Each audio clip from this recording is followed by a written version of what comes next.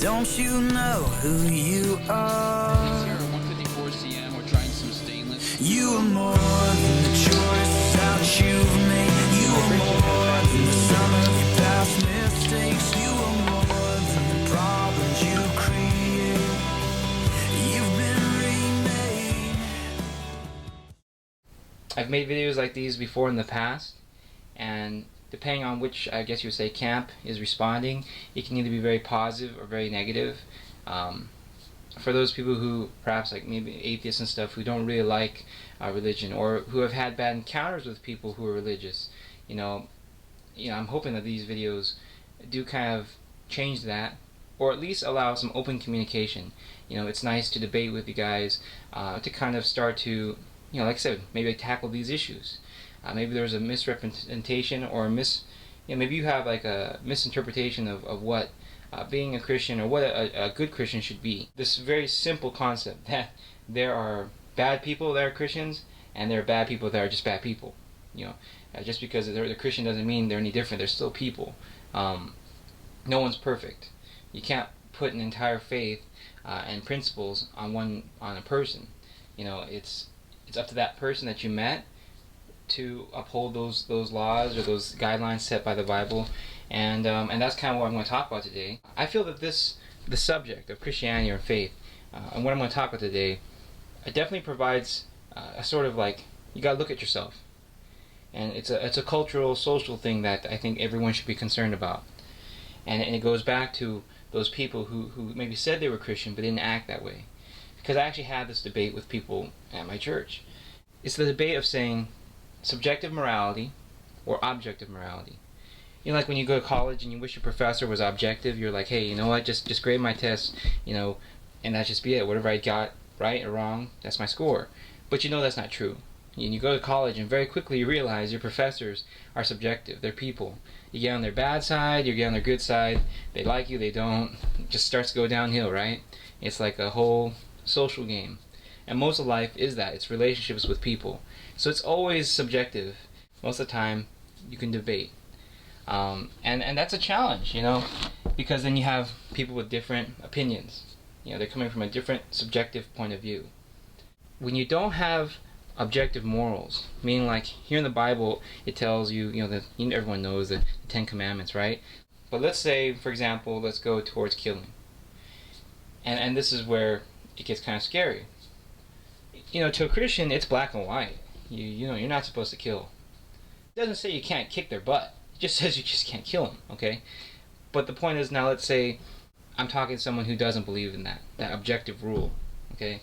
Let's say if I ask you guys, is it right to kill, let's say, a man? You guys might say, well, okay, if he's at my door trying to kill me, yeah, okay, I can agree with that. I can understand that. Let's say, is it right to kill a woman?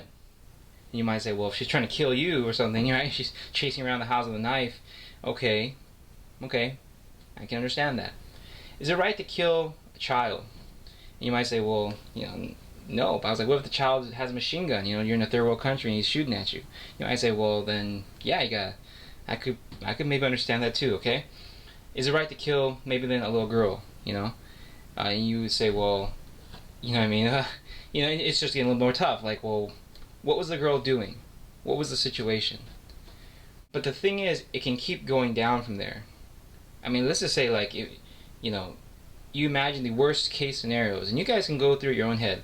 We just went from child, let's go down to like maybe baby or something, okay? Again, worst case scenarios, you just can play out your own scenarios and think about this. But there's no actual line. You see, for someone, I think, in this world, it's important that, especially I would say towards men, that we have some kind of set goal, some set vision. We're supposed to be at least some sort of leader here. People need to see that we have some sense of direction, a moral compass. I like to know that my friends are honest. He's an honest guy, period. I would like to know that even the women I'm around are just honest. There's no honest depending on the situation. You're just honest. You never lie, like the other commandment. But around someone who doesn't believe that in the objective, those objective set of principles, basically the Ten Commandments, or for example, whatever laid in this Bible, if you shouldn't lie, you shouldn't kill, you shouldn't steal. For someone who doesn't believe in that, someone who they might say, well, yeah, I'm a good person, I'm not a believer, so obviously I think it's wrong to steal. But if that can change depending on the situation, they don't have this strong conviction because they feel that they're binded to following this law, this objective set of rules, then it can change on the situation. And that's where, one, it can be very, very tough. And something why people who don't believe and people who do believe, we need to figure this out. Because if we're in a situation, how do you know that the other people aren't going to turn on you? How do you know that this person next to you isn't going to kill you in your sleep? You got to figure this out. We have to figure this out as a culture. There's a large population of this world who does believe, and there's a large population that doesn't.